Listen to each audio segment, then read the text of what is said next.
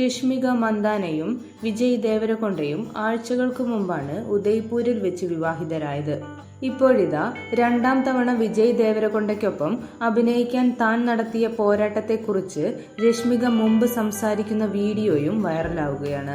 2019 പുറത്തിറങ്ങിയ dear comrade എന്ന ചിത്രത്തിന്റെ പ്രീ റിലീസ് ചടങ്ങിലാണ് രശ്മിക ഇക്കാര്യം സംസാരിക്കുന്നത്. ഞാൻ എന്റെ മാതാപിതാക്കളോടും കുടുംബത്തോടും കൂട്ടുകാരോടും പോരാടിയാണ് സിനിമാ രംഗത്തേക്ക് വന്നത്.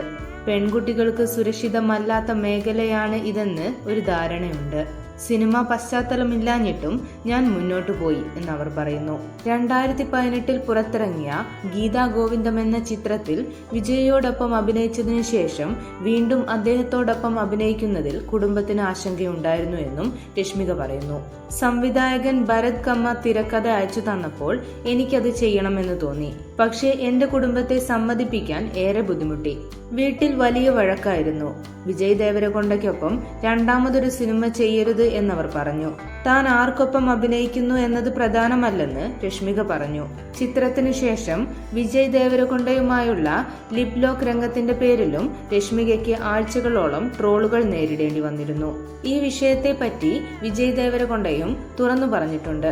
രശ്മികയുടെ കഥാപാത്രമായ നമ്മുടെ പ്രിയപ്പെട്ട ലില്ലി അവൾ ഏറ്റവും പ്രധാനപ്പെട്ട കഥാപാത്രമാണ്. സിനിമയുടെ ആത്മാവാണ്. ഓരോ സ്ത്രീയെയും പ്രതിനിധീകരിക്കുന്നു. ഈ സിനിമ കണ്ടതിനു ശേഷം ഓർമ്മിക്കപ്പെടുന്നതും ലില്ലി ആയിരിക്കും. ഈ കഥാപാത്രത്തിനായി ഞങ്ങൾ ഒരുപാട് തിരഞ്ഞു. രശ്മിക ഇത് ചെയ്യാൻ സമ്മതിച്ചപ്പോൾ അത് എത്രത്തോളം ബുദ്ധിമുട്ടായിരുന്നു എന്നെനിക്കറിയാം. വ്യക്തി ജീവിതത്തെ ബാധിച്ചിട്ടും അവൾ അത് ചെയ്തു.